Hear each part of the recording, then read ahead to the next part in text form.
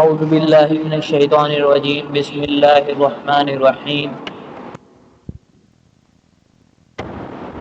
بسم اللہ الرحمن الرحیم الحمد للہ وکفى والصلاة والسلام علی عباده الذین اصطفى اما بعد فاعوذ باللہ السمیع العلیم من الشیطان الرجیم بسم اللہ الرحمن الرحیم۔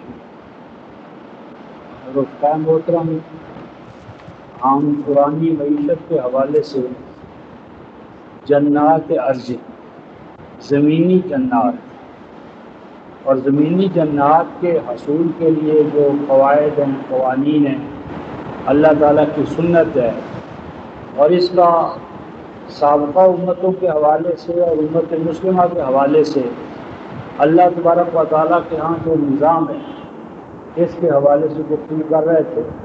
تو آج ہم اسی تسلسل میں سورہ المائدہ 5ویں سورہ جو ہے اس کی آیت نمبر 12 سے جو صفحہ 132 پر ہے، ہمارے ہاں جو قرآن حکیم ہے ان کا صفحہ 132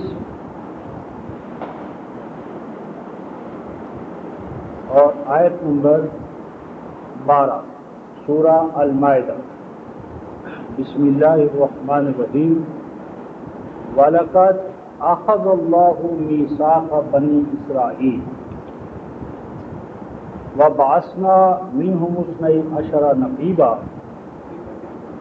وَقَالَ اللَّهُ إِنِّي مَعَكُمْ لَئِنْ أَقَمْتُمُ الصَّلَاةَ وَآتَيْتُمُ الزَّكَاةَ وَآمَنْتُمْ بِرُسُلِي وَعَزَّرْتُمُوهُمْ وَأَقْرَضْتُمُ اللَّهَ قَرْضًا حَسَنًا لَأُكَفِّرَنَّ عَنْكُمْ سَيِّئَاتِكُمْ وَلَأُدْخِلَنَّكُمْ جَنَّاتٍ تَجْرِي مِنْ تَحْتِهَا الْأَنْهَارُ فَمَنْ كَفَرَ بَعْدَ ذَلِكَ مِنْكُمْ فَقَدْ ضَلَّ سَوَاءَ السَّبِيلِ فَبِمَا نَقْضِهِمْ مِيثَاقَهُمْ لَعَنَّاهُمْ وَجَعَلْنَا قُلُوبَهُمْ قَاسِيَةً يُحَرِّفُونَ الْكَلِمَ عَن مَّوَاضِعِهِ وَنَسُوا حَظًّا مِّمَّا ذُكِّرُوا بِهِ وَلَا تَزَالُ تَطَّلِعُ عَلَىٰ خَائِنَةٍ مِّنْهُمْ إِلَّا قَلِيلًا مِّنْهُمْ فَاعْفُ عَنْهُمْ وَاصْفَحْ إِنَّ اللَّهَ يُحِبُّ الْمُحْسِنِينَ۔ وَمِنَ الَّذِينَ قَالُوا إِنَّا نَصَارَىٰ أَخَذْنَا مِيثَاقَهُمْ فَنَسُوا حَظًّا مِّمَّا ذُكِّرُوا بِهِ فَأَغْرَيْنَا بَيْنَهُمُ الْعَدَاوَةَ وَالْبَغْضَاءَ إِلَىٰ يَوْمِ الْقِيَامَةِ وَسَوْفَ يُنَبِّئُهُمُ اللَّهُ بِمَا كَانُوا يَصْنَعُونَ۔ يَا أَهْلَ الْكِتَابِ قَدْ جَاءَكُمْ رَسُولُنَا يُبَيِّنُ لَكُمْ كَثِيرًا مِّمَّا كُنتُمْ تُخْفُونَ مِنَ الْكِتَابِ وَيَعْفُو عَن كَثِيرٍ قَدْ جَاءَكُم مِّنَ اللَّهِ نُورٌ وَكِتَابٌ مُّبِينٌ يهدي به الله من اتبع رضوانه سبل السلام ويخرجهم من الظلمات إلى النور بإذنه ويهديهم إلى صراط مستقيم۔ صدق الله مولانا العظيم وبلغنا رسول النبي الكريم ونحن على ذلك من الشاهدين الشاكرين والحمد لله رب العالمين۔ وَلَقَدْ واو کا معنی اور، لقد یہ لام اور قد دونوں حرف تاخیر ہیں، اس کا معنی ہے ضرور بدل، یعنی یہ بات بہت پکی ہے، تاکید در تاکید، ہر شک و شبہ سے یہ بات بالا ہے۔ کیا بات ہے جو ہر شک و شبہ سے بالا ہے؟ اخذ اللہ میثاق بنی اسرائیل۔ اخذ یاخذ پکڑنا، حاصل کرنا، ٹو گین، ٹو گیٹ، کہ بلا شبہ اللہ تبارک و تعالیٰ نے پکڑا، باندھا، حاصل کیا۔ کیا میثاق؟ میثاق کا معنی معاہدہ، ایگریمنٹ، حلف۔ ایک معاہدہ کیا اللہ تعالیٰ نے، کن کے ساتھ کیا؟ بنی اسرائیل۔ بنی جو ہے یہ ابن کی جمع بنون اور بنی، یہ مضاف الیہ جدی حالت میں ہے تو اس کا معنی ہوتا ہے بیٹا، اور امتوں کے حوالے سے جب یہ ہو تو اس میں بیٹے اور بیٹیاں دونوں شامل ہوتے ہیں، ذکر و انثیٰ دونوں. اور اسرائیل یہ دو لفظ ہیں، اسرا اور عید. اسرا جو ہے یہ عبرانی زبان میں بندے کو کہتے ہیں، اور عید عبرانی زبان میں اللہ تعالیٰ کا نام ہے. تو اسرائیل کا معنی ہے عبداللہ، اور قرآن حکیم میں یہ سیدنا یعقوب علیہ السلام کے لیے علم کے طور پر استعمال ہوا ہے، پراپر ناؤن کے طور پر. تو اسرائیل سے مراد ہے آل یعقوب، یعقوب علیہ السلام کی اولاد، یعنی سیدنا ابراہیم علیہ نبینا و علیہ الصلوۃ والتسلیم کے دو بیٹے حضرت اسماعیل اور حضرت اسحاق. تو آل اسماعیل اور آل اسحاق، آل اسحاق ہی دراصل دوسرے معنی میں یعنی بنی اسرائیل ہے. تو بنی اسرائیل یعنی آل یعقوب، آل اسحاق، ان سے اللہ تبارک و تعالیٰ نے عہد باندھا. وَبَعَثْنَا مِنْهُمُ اثْنَيْ عَشَرَ نَقِيبًا، اور اللہ تعالیٰ فرماتے ہیں اور ہم نے ان بنی اسرائیل میں 12 سردار، ذمہ دار افراد، نقیب نقبہ کسی کا کھوج لگانے والا، کھوجی یعنی اکاؤنٹیبلٹی جن پر تھی، رسپانسبلٹی جن پر تھی. آج کے طرح کونسلر، نمبردار، جو اپنے اپنے قبیلے، جو کہ 12 قبائل تھے تو ہر قبیلے کا ایک نمبردار، کسٹوڈین، نگران مقرر کیا گیا، یہ دیکھنے کے لیے کہ اس میثاق پر عمل درآمد ہو رہا ہے یا نہیں ہو رہا. میثاق معاہدہ، اور معاہدے پر عمل درآمد کے لیے ہر قبیلے میں ایک فرد کو ذمہ دار قرار دیا گیا کہ تم ذمہ دار ہو کہ تمہارا قبیلہ اس معاہدے پر قائم رہے. اس کے بعد فرمایا کہ وہ معاہدہ کیا تھا، معاہدے کی شرائط کیا تھی، اور اس معاہدے کو پورا کرنے کے نتیجے میں اس بنی اسرائیل کو کیا اللہ تعالیٰ کی طرف سے انعام ملنا تھا. فرمایا کہ وہ بات یہ تھی، اللہ تعالیٰ نے ان سے یوں کہا، قال اللہ، اور اللہ تعالیٰ نے ارشاد فرمایا، انی معکم، بلا شبہ میں تمہارے ساتھ ہوں یا میں تمہارا ساتھ دوں گا. یعنی اللہ تعالیٰ نے بنی اسرائیل سے یہ وعدہ فرمایا کہ آل یعقوب میں تمہارا ساتھ دیتا رہوں گا، تمہیں میری معیت حاصل رہے گی. تو اللہ تعالیٰ کی معیت کا معنی اللہ کی نصرت، حمایت، سرپرستی، کسٹوڈین شپ، گارڈین شپ، یعنی میں تمہارا سرپرست، میں تمہارا ممد و معاون، میں تمہارا حامی و ناصر رہوں گا، یعنی تم میری حمایت میں، نصرت میں رہو. اب جب اللہ کی حمایت اور نصرت تو گویا فتوحات، کامیابیاں، کامرانیاں انڈرسٹوڈ کہ بلا شبہ میں تمہارے ساتھ ساتھ رہوں گا. یہ جو اللہ تبارک و تعالیٰ کی معیت تھی یہ مشروط تھی کچھ کاموں کے ساتھ. وہ کام کیا تھے رخصار محترم؟ نمبر 1، لَإِنْ أَقَمْتُمُ الصَّلَاةَ، تمہیں میری معیت حاصل رہے گی بشرطے کہ ان شرائط پر، ان اعمال پر قائم رہو گے. نمبر 1 کیا فرمایا؟ اگر تم الصلاۃ کو قائم رکھو گے، یعنی صلاۃ اگر قائم رہی تمہارے اندر، صلاۃ کی انسٹیٹیوشن، صلاۃ کا ادارہ، صلاۃ بحیثیت ایک ادارے کے اگر تمہارے اندر قائم رہی، نمبر 1. نمبر 2، وَآتَيْتُمُ الزَّکَاۃَ، اور اگر تمہارے اندر زکوٰۃ کا جو نظام ہے، ادارہ ہے، وہ قائم رہا. صلاۃ 1، ایتائے زکوٰۃ 2. نمبر 3، وَآمَنْتُمْ بِرُسُلِی، اور وقتاً فوقتاً جو تمہاری طرف رسول آتے رہیں، تو جیسے ہی کوئی رسول آئے تم اس پر ایمان لاؤ. کیونکہ خاتم النبیین صلی اللہ علیہ وسلم بنی اسماعیل میں آنے تھے، آگے چل کر انہوں نے آنا تھا. تو عہد یہ لیا گیا کہ جب بھی ان کا راستہ صاف کرنے کے لیے رسول آئے تو اس رسول پر تم نے ایمان لانا ہوگا. ایسا نہ ہو کہ اپنے رسول کو مانو اور جو وقت کا رسول آئے اس کا انکار کر دو. تو اب ختم نبوت کے بعد تو اب امکان نہیں ہے، آپ کو نبی مکرم صلی اللہ علیہ وسلم پر بحیثیت مطاع ایمان کامل. یعنی یہ چیز جو ہے ہمارے پاس نبی مکرم صلی اللہ علیہ وسلم پر ایمان کے حوالے سے کامل ہے۔ نمبر 4، وَأَذَّرْتُمُوهُمْ، اور تم ان نبیوں کے لیے کیا کرو گے؟ عذر کا کام ہے، ذارہ۔ عذر کہتے ہیں رفقائے محترم پودے کو پانی دینا، پانی دینا، اس کے لیے نشو و نما کے اسباب مہیا کرنا، نشو و نما دیتے چلے جانا کہ وہ اپنے تنے پر مضبوط طریقے سے کھڑا ہو جائے کہ آندھیاں بھی آئیں تو اس کو نقصان نہ پہنچا سکیں۔ تو اذرتموہم، تم انبیاء کے دست و بازو بن کر ان کے پیغام کو، مشن کو مضبوط و مستحکم کرتے رہو گے۔ یعنی انبیاء کا مشن کیا ہے؟ محمدی مشن آج تو نبی مکرم صلی اللہ علیہ وسلم کا جو مشن ہے اس مشن میں تم ان کے دست و بازو بن کر رہو۔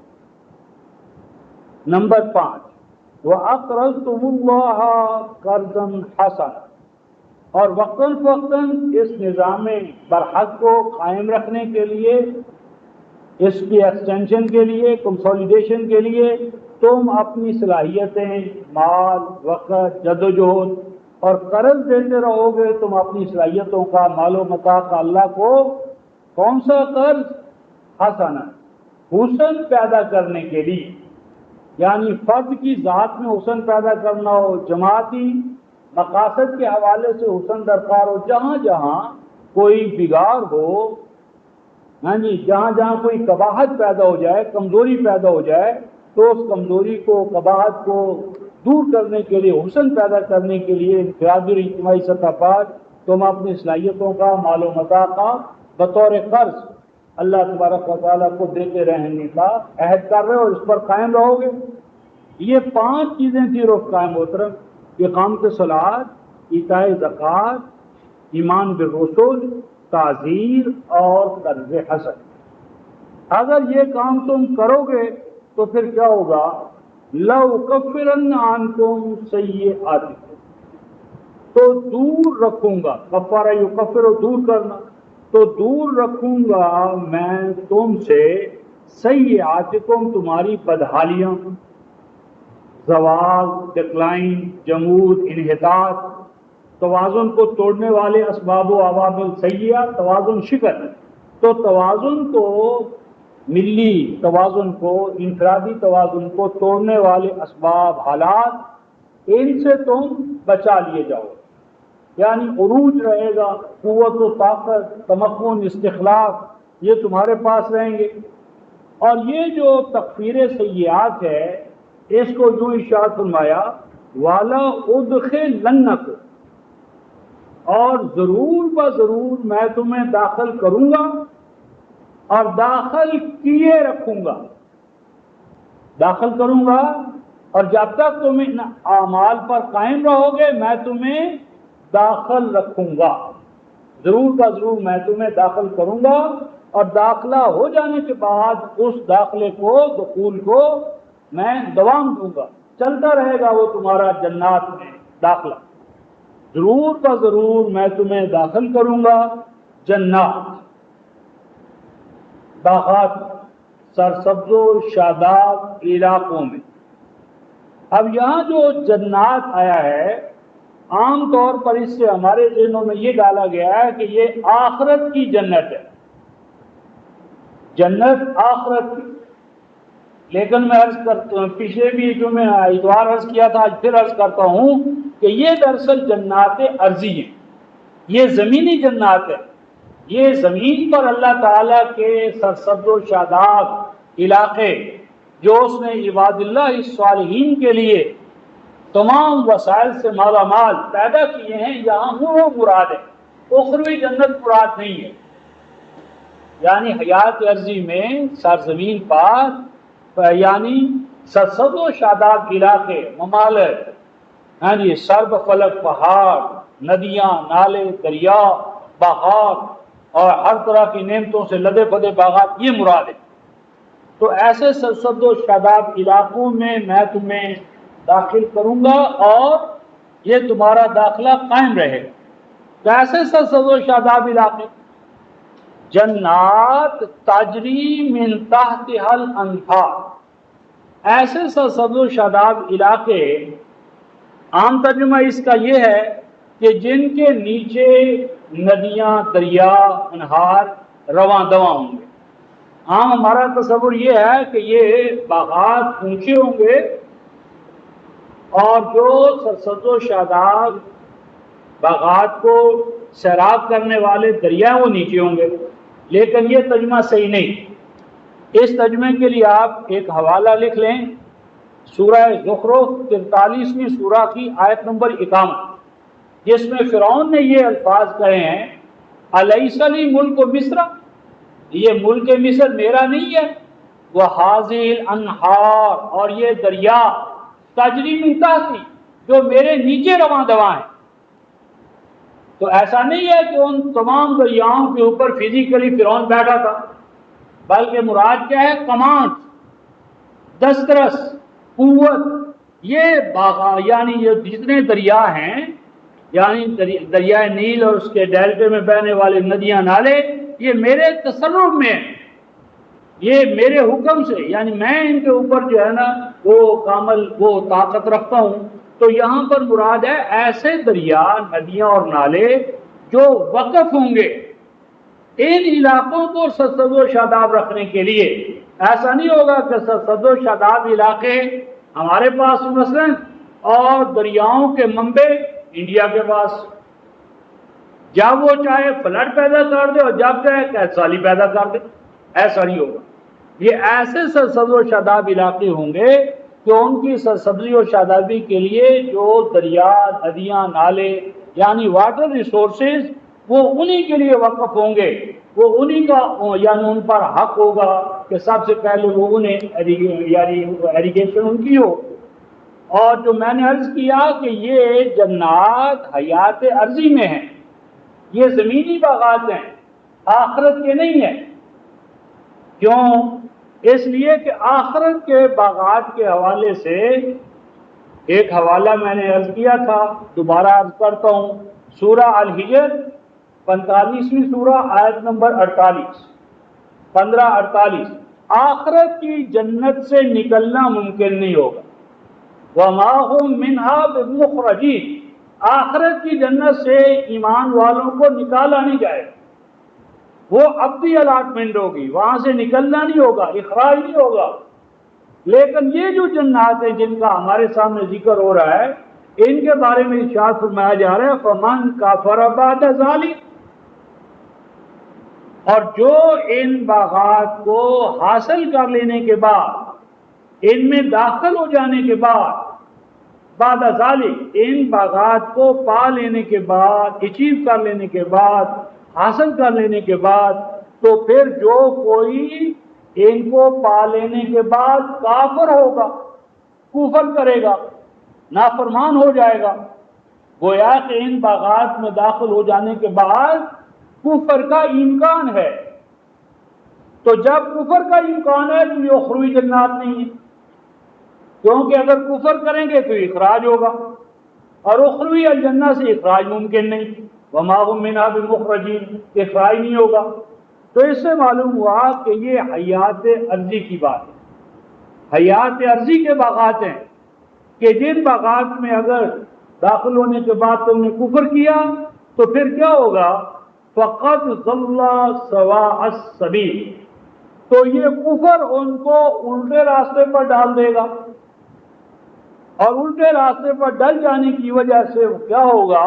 وہ ان جنات سے نکال دیے جائیں گے، یہ جنات ان سے چھن جائیں گی، اور جو دوسرے افراد جو ایمان اور عمل صالح اپنے اندر پیدا کریں گے وہ یہ جنات ان کو دے دی جائیں گی۔ یہ بنی اسرائیل کے حوالے سے بات ہے۔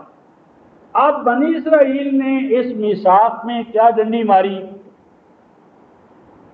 کس طرح انہوں نے ناشکری کا رویہ اختیار کیا، اب اس کا بیان شروع ہوتا ہے۔ فَبِمَا نَقْضِهِمْ مِيثَاقَهُمْ لَعَنَّاهُمْ، فرمایا کہ یہ قوم بنی اسرائیل کچھ عرصہ تو اس عہد و پیمان پر قائم رہی، جنات عرضی سے متمتع رہی، اور پھر کچھ عرصہ اس عہد کو پورا کرنے کے بعد، اس کے نتائج و ثمرات دیکھ لینے کے بعد پھر کیا ہوا؟ فرمایا بوجہ اس میثاق کو پارا پارا کرنے کے، فبما نقضہم میثاقہم، بوجہ اس کے کہ بنی اسرائیل نے اس میثاق کو پارا پارا کر دیا، ٹکڑے ٹکڑے کر دیا، توڑ دیا، تو ہم نے کیا کیا؟ لعناہم، اس میثاق کو توڑنے کی وجہ سے وہ کیا ہو گئے؟ ملعون ہو۔ یعنی جب کوئی قوم اللہ کے ساتھ عہد باندھے اور پھر وہ عہد کو توڑ دے تو وہ قوم کیسی ہو جاتی ہے رفقائے محترم؟ لعناہم، وہ قوم ملعون ہو جاتی ہے۔ ملعون قوم کی پہچان کیا ہے؟ اللہ کے ساتھ کیے گئے عہد و پیمان کو توڑ دینا۔ اور لعنت رفقائے محترم کوئی گالی نہیں ہے۔ لعنت کیا ہے؟ جب مثلا باغات میں پھل پکے اور خطرہ ہو کہ کوے طوطے وغیرہ پھلوں کو نقصان پہنچائیں گے تو ہم باغات میں فالس کرو، ایک جھوٹا ڈھانچہ سا ڈراؤنا کھڑا کر دیتے ہیں کہ جس کو دیکھ کر پرندے وغیرہ قریب نہیں آتے، پھلوں کو نقصان نہیں پہنچتا۔ ایسے ڈھانچے کو کہتے ہیں الغراب اللعین، یعنی لعنت کرنے والا کوا۔ اب وہاں پر لعنت کیا ہے؟ خوشگوار پھل جو پیدا ہو چکے ہیں ان سے پرندوں کا محروم ہو جانا۔ تو لعنت کا معنی ہے محرومی، یعنی جنات عدن سے محروم ہو جانا۔ تو انہوں نے میثاق الہی کو توڑا، اس میثاق الہی کو توڑنے کی وجہ سے وہ کیا ہو گئے؟ ملعون ہو گئے، لعناہو، لعنت ہوگی ان کے اوپر۔ اور جس قوم پر لعنت ہو ایک اور اس کی اور پہچان ہے، وہ کیا؟ وَجْعَلْنَا قُلُوبَهُمْ قَاسِيَةً، فرمایا پایا ہم نے ان کے دلوں کو، دماغوں کو سخت۔ کلام الہی کے حوالے سے ان کے دلوں میں، دماغوں میں نرمی، لوچ اور لچک نہیں رہتی۔ انسانی اقوال کے لیے بڑے باغیرت، یعنی قوالیاں کرانی ہوں، انسانوں کی تصنیفات، وظائف، اوراد، اس کے لیے تو ہے محبت، اور کلام الہی کے بعد میں وہ سخت۔ کلام الہی سے برغبت اور انسانی کلام پر فدا، یہ ملعون قوم کی پہچان۔ انسانی کلام کے سامنے دل نہ پگھل جائے اور کلام الہی کو سن کر ٹس سے مس نہ ہو، بلا سوچے سمجھے۔ تو اللہ تعالیٰ کے کلام کی جانب سے جب کسی قوم کا دل دماغ سخت ہو جائے، وہ ان کے اندر اثر انداز نہ ہو، تو یہ دلیل ہے اس بات کی کہ یہ قوم اجتماعی طور پر ملعون ہے۔ نمبر 3، یحرفون الکلمہ عن مواضعہ، تیسری بات یہ ہوتی ہے کہ وہ احکام کو اس کے موقع محل سے تبدیل کر دیتے۔ تحریف کلام کیا ہے؟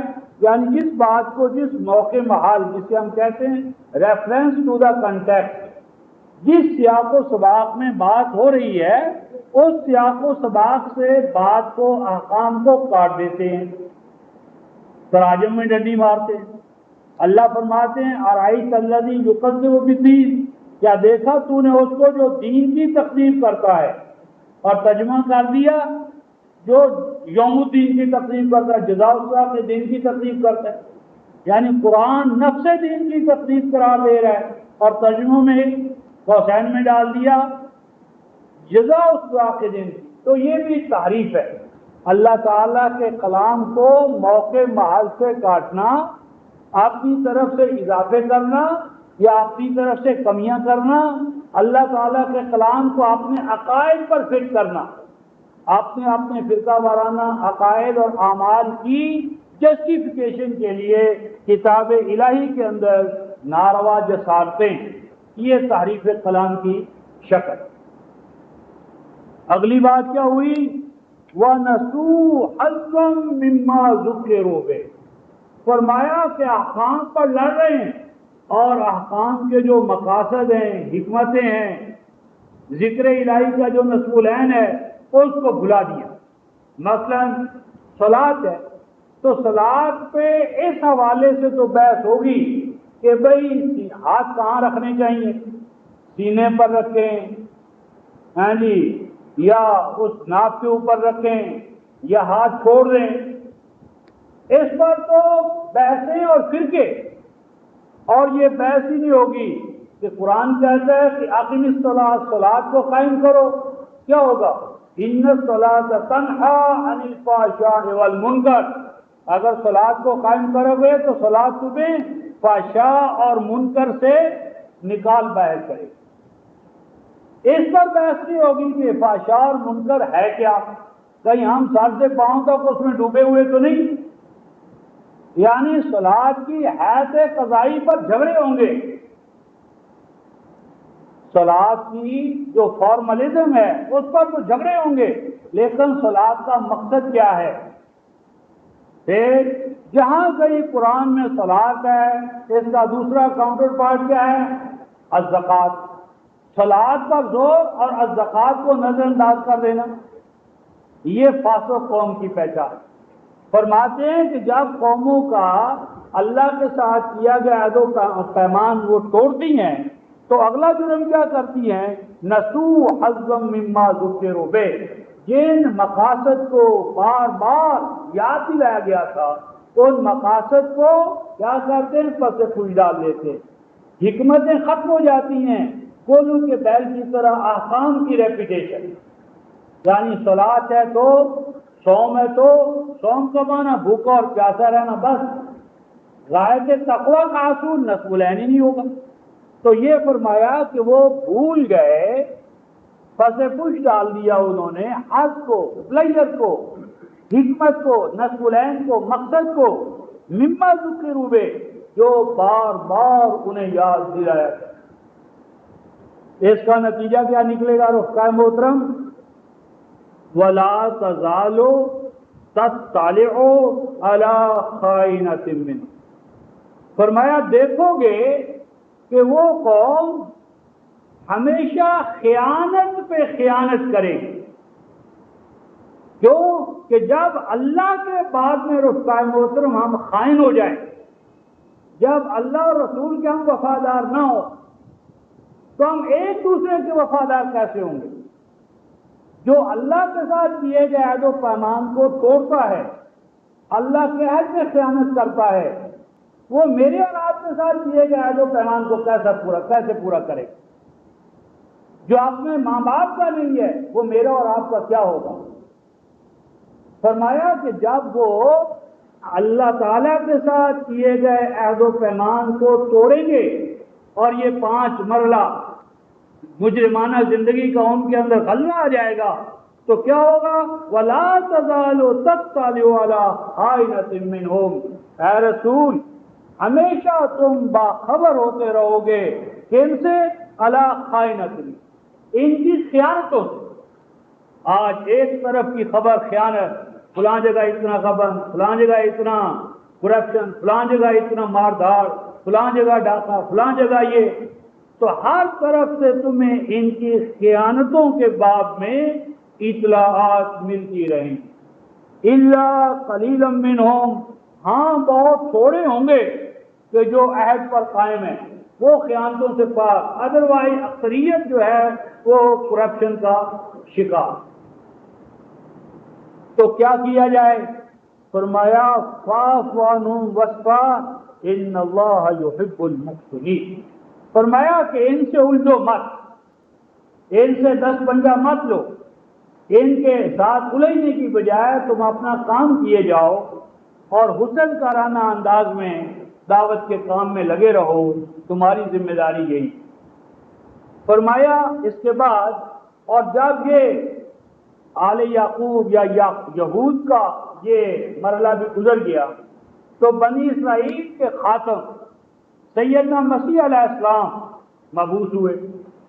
اب سیدنا مسیح علیہ السلام کے ساتھ جو امت برپا ہوئی اس کا بیان شروع ہوتا ہے، وَمِنَ الَّذِينَ قَالُوا إِنَّا نَصَارَىٰ، اور ان سے کہ جنہوں نے کہا کہ ہم نصارہ ہیں، انصار ہیں، مسیح علیہ السلام کے معاون و مددگار ہیں، اخذنا میثاقا، ان سے بھی ہم نے وہی میثاق لیا جو آل یعقوب سے، یہود سے جو معاہدہ کیا ہم نے، ان سے بھی ہم نے وہی معاہدہ کیا۔ اس کا چونکہ پیچھے تفصیلی ذکر ہے اس لیے اس کو دہرایا نہیں گیا۔ خلاصہ بیان فرمایا جا رہا ہے فَنَسُوا حَظًّا مِّمَّا ذُكِّرُوا، نصارہ نے بھی کیا کیا، اس عہد و پیمان کو پس پوچھ ڈال دیا، اور دین کا جو مقصود اور نصب العین تھا اس کو بھلا بیٹھا۔ دین اپنی مقصدیت کے حوالے سے بھلا بیٹھے، اور اس کی جو ظاہری شکل ہے فارملزم ہے، اس پر انہوں نے بھی لڑائی جھگڑے فرقے شروع کر دیے۔ اور پھر کیا ہوا رکن محترم، جب کوئی امت عہد و پیمان اور اس کی روح اور غائب حکمت بھلا دے اور ظاہری جو ڈھانچہ ہے اس پر تشدد کے حد تک عامل بن جائے، تو قرآن کہتا ہے فَأَغْرَيْنَا بَيْنَهُمُ الْعَدَاوَةَ وَالْبَغْضَاءَ، جب انہوں نے اصل دین کے نصب العین کو بھلا دیا تو ان کے مابین دشمنی اور عداوت ایک دوسرے کے لیے لازم و ملزوم ہو۔ جس طرح کیا ہے کہ آپ ہاتھ کہاں رکھیں گے، اسی پر ایک فرقہ بن گیا، دوسروں نے کہا ہم تو یہاں رکھیں گے، تیسرے نے کہا ہم یوں کریں گے، تو چھوٹی چھوٹی باتوں پر فرقہ، یہ عداوت ایک دوسرے کے بارے میں ختم نہیں ہوتی، مر جاتا ہے عالم، مولوی، پیشوا، اور وہ عداوت اور اناد اپنی اولاد میں، جماعت میں، فرقے میں ورثے کے طور پر چھوڑ جاتا ہے۔ مذہبی پیشوا مرتے ہیں، عداوتیں نہیں مرتی، عداوتیں ہر دم تازہ، ہر دم جواد، یعنی آدم کی بڑھاپا لے کر وہ جو عداوت ہے، نفرت ہے ایک دوسرے کے بارے میں، وہ ہر دم رواں دواں ہیں۔ فرمایا وَسَوْفَ يُنَبِّئُهُمُ اللَّهُ بِمَا كَانُوا يَصْنَعُونَ، فرمایا کہ انہوں نے یہ جو کچھ طرز عمل یہاں اختیار کیا ہوا ہے، اللہ پاک انہیں ضرور بضرور ان کی کارستانیوں کے انجام سے آگاہ کرنے والے ہیں۔ یہ وہ ماحول تھا رفقا محترم یہود و نصارہ کے حوالے سے، اور ان کے بعد آپ کے اور میرے حوالے سے اب گفتگو شروع ہوتی ہے۔ پہلے اہل کتاب کو خطاب فرمایا یا اہل الکتاب، اے کتاب کے چیمپئن، اے کتاب کے دعوے داروں، اے یہود، اے نصارہ۔ اور آج رفقا محترم یا اہل الکتاب کی بجائے یا اہل القرآن، یا اہل الفرقان، اے قرآن اور فرقان کو ماننے والوں، قد جاءکم رسولنا، تمہارے پاس ہمارے رسول کون؟ نبی مکرم صلی اللہ علیہ وسلم تشریف لے آئے، اور تم نے ان کا کلمہ بھی پڑھ لیا، ان کے امتی بھی بن گئے۔ جاءکم، آئے تمہارے پاس ہمارے رسول، اور وہ رسول کیا کرتے ہیں رفقا محترم؟ یبین لکم کثیرا مما کنتم تخفون من الکتاب، جس کتاب الہی کو تم چھپاتے چلے آ رہے تھے، احکام، ہدایات، دین، رسول اس کتاب الہی کو کھول کھول کر بیان کر رہے تھے۔ رسول کا کام کیا ہے رفقا محترم؟ کتاب الہی کو کھول کھول کر بیان کرے۔ اور بگڑے ہوئے پیشواؤں کا کیا کام ہے؟ کتاب الہی پر پردے ڈالے۔ یہ جو پردے ڈالے گئے ہیں، ان پردوں کو کلام الہی سے دور کرنے کے لیے ہمارے رسول آئے، اور ہم نے کیا کیا رفقا محترم؟ پھر کلام الہی پر وہی پردے۔ اے لوگوں، ہمارے رسول آئے تاکہ کلام الہی پر جو پردے ان کو دور کریں۔ وَيَعْفُوا عَنْ كَثِيرٍ، فرمایا کلام الہی کے بعد میں جو ظلم ہے اس کو تو وہ بے نقاب کر رہے ہیں، پردے ہٹا رہے ہیں۔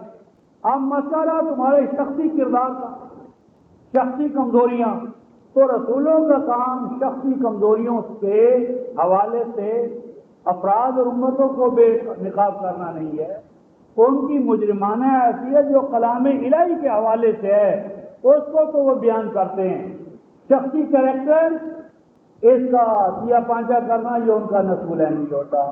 تو فرمایا بہت سی جو تمہاری شخصیات ہیں ان سے متعلق چیزوں سے وہ صرف نظر کرتے ہیں۔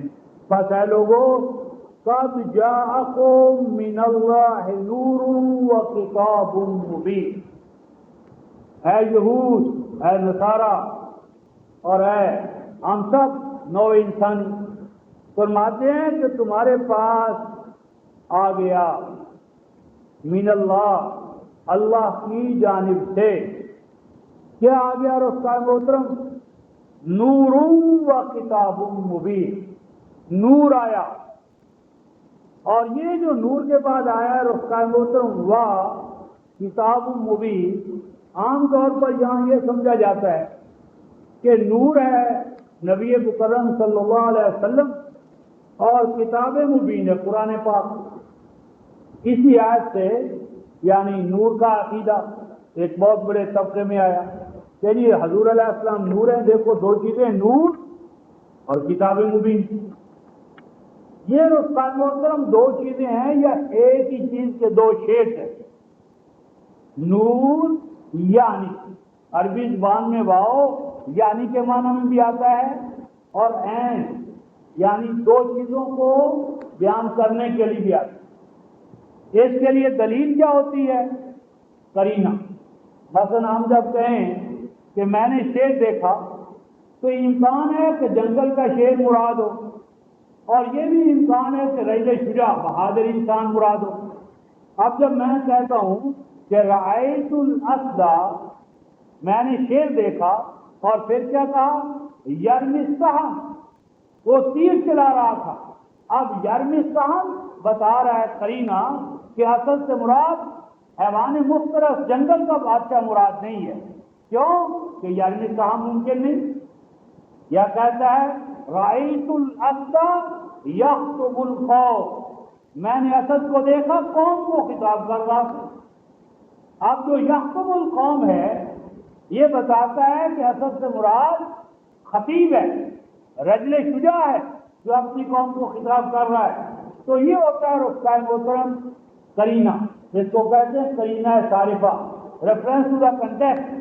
اب ہم یہ نور کے بعد جو واؤ ہے اس کے بارے میں دیکھنا ہے کہ یہ واؤ کو معنی اینڈ ہے، اور اس کا یہ معنی ہے کہ دو چیزیں آئی ہیں، نور اور کتاب مبین، یا اس کا معنی نور یعنی کتاب۔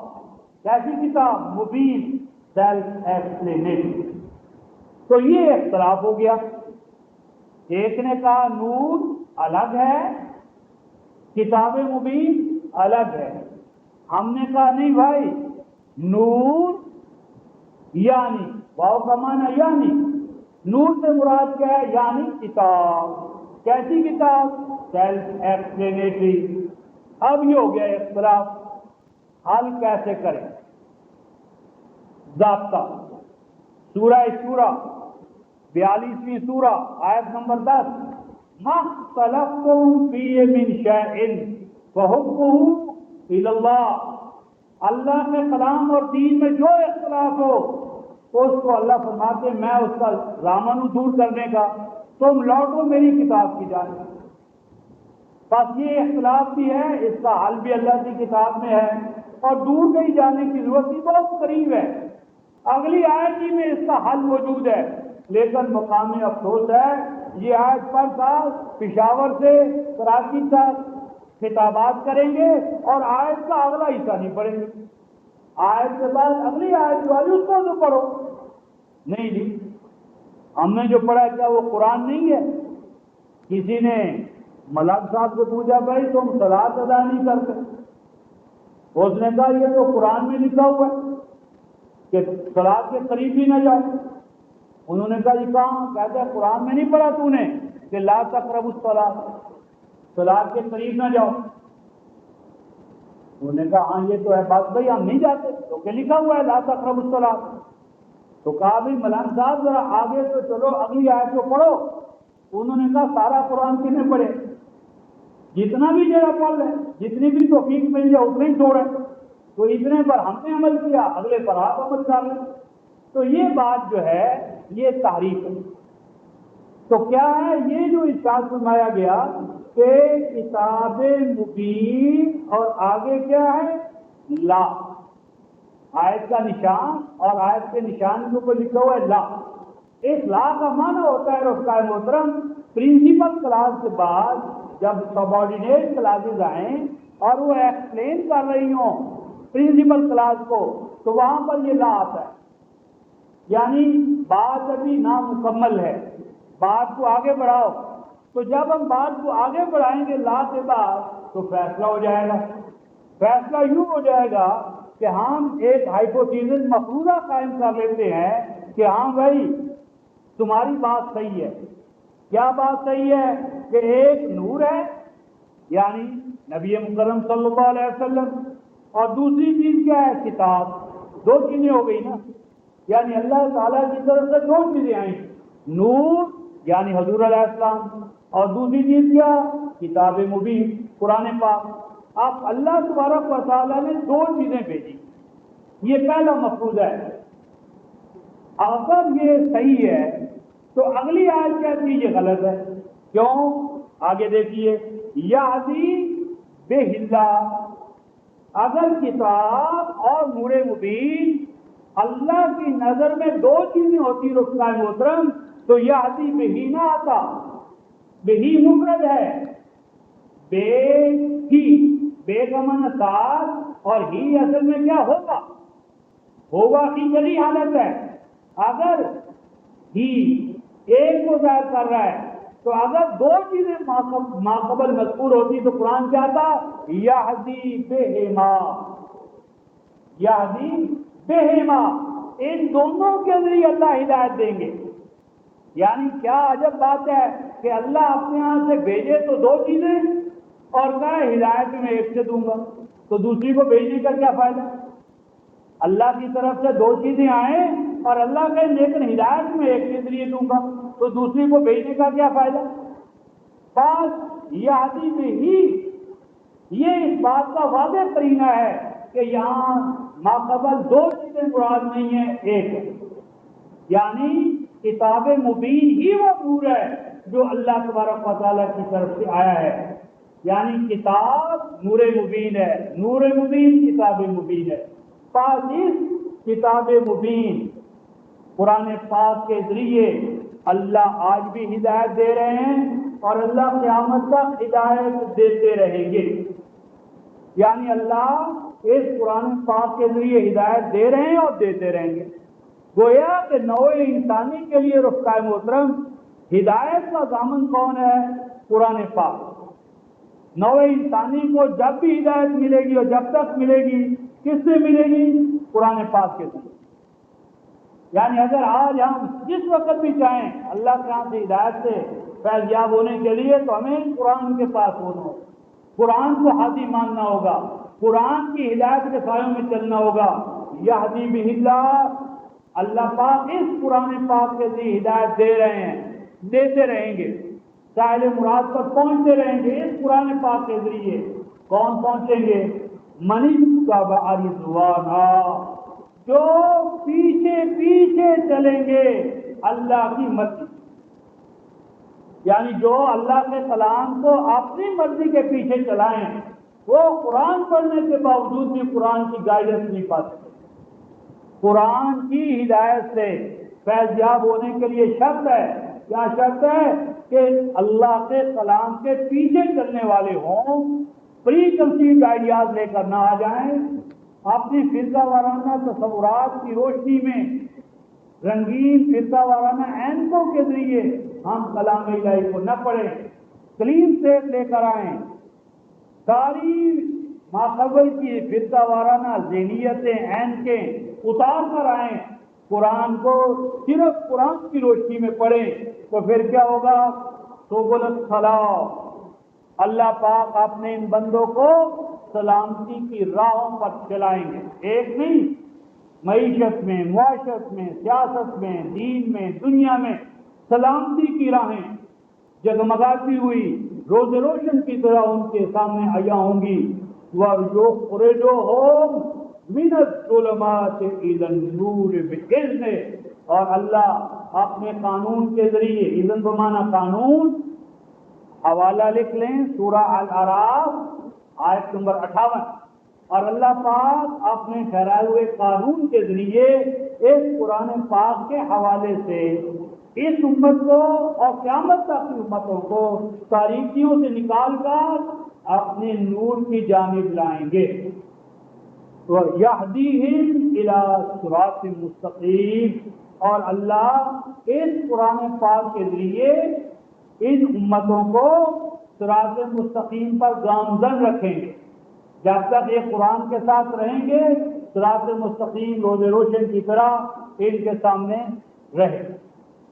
اب یہ جو آیات الہی میں رفقائے محترم، اس میں جنات کے حوالے سے یعنی یہ 5 نکاتی پیغام تھا: اقامت صلاۃ، ایتاء زکوٰۃ، اور رسول پر ایمان کامل، اور رسول کے مشن پر دست و بازو بننے کے لیے ہر طرح کے مادی اور معنوی تعاون سے اپنے آپ کو آراستہ رکھنا، اور اللہ کے کلام کو غالب کرنے کے لیے جانی اور مالی وسائل کو قرض حسن کے طور پر دیتے رہے.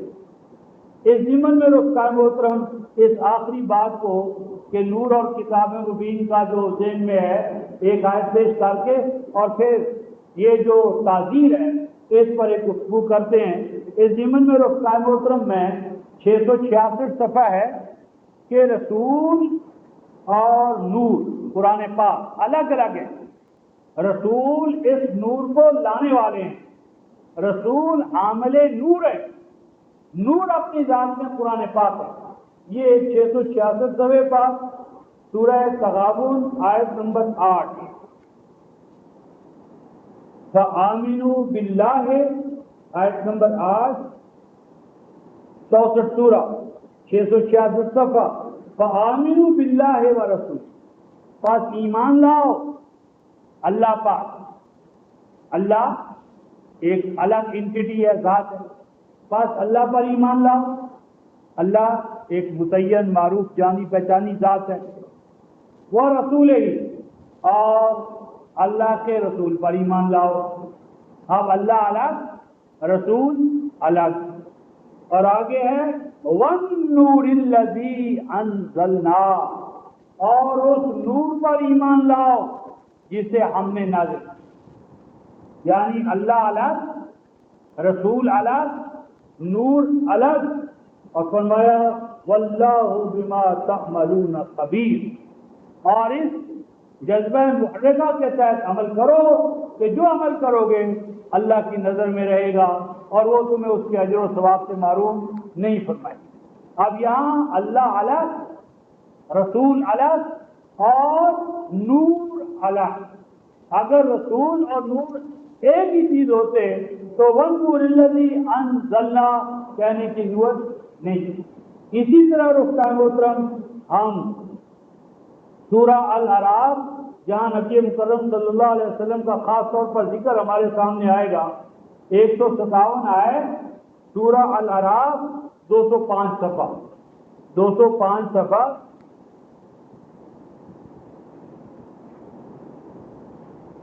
دو سو پانچ صفحہ 157.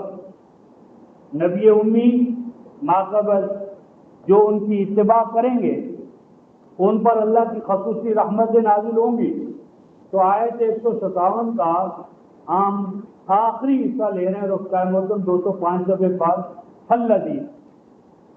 فالذین آمنوا بہ وعزروہ ونصروہ واتبعوا النور الذی انزل معہ اولئک هم المفلحون. پس جو اس رسول پر ایمان لائیں گے، پس جو اس رسول پر ایمان لائیں گے، ایمان کس پر؟ رسول پر. اور 5:12 میں کیا ہم نے پڑھا تھا؟ وَعَزَّرْتُمُوهُ، یہاں فرمایا وَعَزَّرُوهُ. اور اس رسول کے مشن میں دست و بازو بنیں گے. رسول کا جو مشن ہے اس میں دست و بازو بنیں گے اس کے، وہ ناصرو ہو، اس کے معاون مددگار بنیں گے. اور آگے کیا فرمایا رسول محترم، واتبعوا النور، اور پیچھے پیچھے چلیں گے اس نور کے، انزل معہ، جس نور کو لے کر یہ رسول آئے ہیں. یعنی رسول کیا ہے؟ حامل نور. رسول نور کو لے کر آئے ہیں. نور کیا ہے؟ انزلنا الیکم نورا مبینا، نور مبین قرآن پاک. تو اتباع کس کی ہے؟ اس نور کی، اس قرآن کی، کہ جس قرآن کو رسول لے کر آئے. تو کیا نتیجہ نکلے گا؟ اولئک هم المفلحون، یہ ہے جو کامیاب ہو. تو کامیاب ہونے کے لیے رسول محترم اللہ کے رسول پر ایمان، ان کے مشن میں دست و بازو بننا، ان کا ناصر و معاون و مددگار ہونا، اور رسول کے بعد اس نور کی اتباع میں چلنا، پیچھے پیچھے چلنا جو رسول نور چھوڑ کر گئے، امت کو عطا کر کے گئے اللہ کی طرف سے. تو نور دراصل نور قرآن ہے. اب آئیے نبی مکرم صلی اللہ علیہ وسلم کا مشن کیا تھا کہ قرآن کی اتباع کرنے کے نتیجے میں ہم نے اس کو اپنانا ہے تاکہ اللہ کی رحمتوں کی خاص موسلادھار بارش ہمارے اوپر ہوتی رہے. تو ایک آیت 307 صفحہ اس کا محترم 307 سورہ ابراہیم، سورہ ابراہیم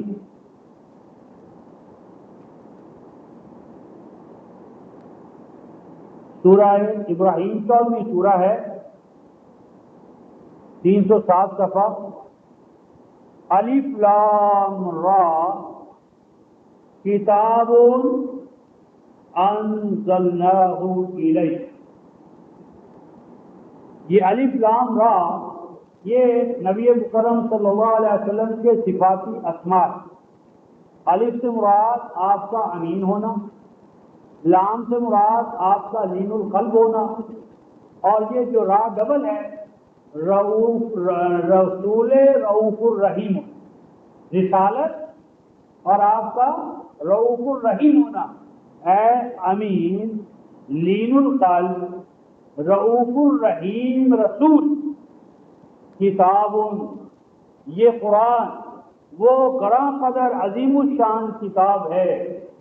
تنوین تفخیم شان، وہ گراں قدر کتاب دستور حیات انزلناہ الیک، کہ جسے ہم نے نازل کیا ہے آپ کی جانب.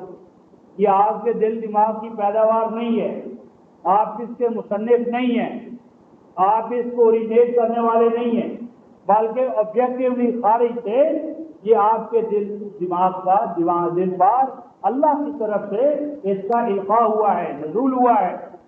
تو یہ گراں قدر کتاب دستور حیات کہ ہم نے آپ کی جانب اس کو نازل کیا ہے. کیوں نازل کیا ہے رفقائے محترم؟ علاقوں میں بند کر کے رکھنے کے لیے، یا ماہ رمضان راتوں میں تراویحوں اور تراویحوں میں قرآن کا سن لینا، اور یکم شوال سے پھر چھٹی اور یکم رمضان کو پھر حاضری. تو یہ قرآن کیوں عطا ہوا ہے رفقائے محترم؟ علاقوں میں بند کرنے کے لیے، الگ اٹھانے کے لیے، تعویذات کے لیے کیوں عطا کیا گیا یہ قرآن؟ فرمایا گیا لے تو خریجا، یہ قرآن اس لیے آپ کو عطا کیا گیا ہے تاکہ آپ نکالیں. لے تو خریجا، تاکہ نکالیں آپ. کن کو نکالیں رفقائے محترم؟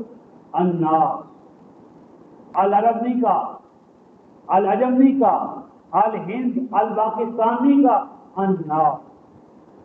آپ ہیں رسول الناس، کافۃ للناس بشیرا و نذیرا. ہیومینٹی آن دا ہول کے لیے آپ بشیر، نذیر اور رسول ہے، خاتم النبیین ہے. اور ختم نبوت کے بعد آپ کی نیابت پوری امت کے کندھوں میں ہے، میرے اور آپ کے. یعنی حضور علیہ السلام کا مشن صرف ایک علاقے یا ایک قوم تک محدود نہیں. الناس، گویا عرب، عجم، گورے کالے، افریقی امریکی، جہاں جہاں انسان بستے ہیں رفتہ محترم، وہ ہمارے لیے اوپر کیا ہے؟ قرض ہے. ہم ان کے مدیون ہیں، ہم ان کے حوالے سے جواب دہ ہیں. کس حوالے سے؟ کہ ہم نکالیں ان کو. کہاں سے نکالیں؟ من الظلمات الی النور. ان کو نکالیں تاریکیوں سے اور لے کر آئیں نور کی جانب. یہ نور کیا ہے رفقائے محترم؟ یہ تاریکیاں کیا ہیں؟ آیت نمبر 5 میں اس کا آگے ذکر آ رہا ہے. اسی ابراہیم سورہ میں آیت 5 میں ان ظلمات کا ذکر آ رہا ہے. تو فرمایا نکالیں تاریکیوں سے، لے کر آئیں نور کی جانب، باذن ربہم، ان کے رب کے ٹھہرائے ہوئے قانون کے. اور کدھر لانا ہے؟ نور سے کیا مراد ہے؟ الی صراط العزیز الحمید، یعنی اس اللہ کے راستے کی جانب جو سراپا حمد و ستائش، پریز وردی ہے اور غالب و مقتدر ہے. یعنی اس راستے پر چلنے سے امتیں محمود ہوں گی، اعلان ہوں گی، ان کو غلبہ ملے گا. یہ کیا ظلمات ہیں رفقا محترم کہ جن سے ہم نے انسانیت کو نکالنا ہے. انسانیت تو دور کی بات ہے رفقا محترم، پہلے ہم نے اپنے آپ کو نکالنا ہے. وہ ظلمات کیا ہیں؟ آیت نمبر 5 اسی صفحے پر ابراہیم فرمایا یہ وَلَقَدْ أَرْسَلْنَا مُوسَىٰ بِآيَاتِنَا، ہم نے بھیجا تھا موسیٰ علیہ السلام کو اپنے احکام دے کر، ہدایات دے کر، آیات دے کر. اور کیا کہا تھا؟ کیا ان کا کام تھا؟ ان اخرج قومک، کہ نکال تو اپنی قوم کو. کہاں سے نکال رفقا محترم؟ من الظلمات، ظلمات سے نکال. اور کہاں لا؟ الی النور، نور کی جانب. ظلمات کیا ہے رفقا محترم؟ وہ حالات، وہ احوال و ظروف، وہ کیفیات، جن کیفیات میں، حالات میں، ظروف میں موسیٰ علیہ السلام کی قوم موسیٰ علیہ السلام کی بعثت سے قبل سرزمین مصر پہ مبتلا تھی. وہ حالات ظلمات ہیں. یا جن حالات ظروف میں بنی اسرائیل موسیٰ علیہ السلام کی بعثت سے قبل رہ رہی تھی، وہ کیا تھے؟ ظلمات. اور ان سے نکالنا تھا نور کی جانب.